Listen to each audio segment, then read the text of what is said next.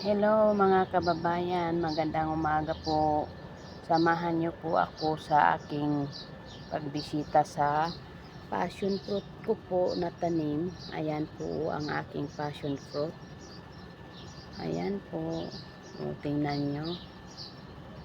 Ayan po ang aking tanim na passion fruit.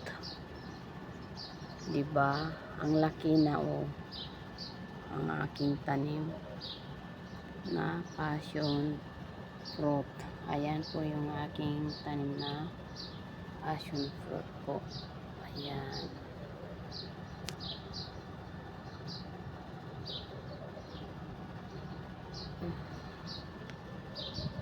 Ayan po ang aking tanim na passion fruit.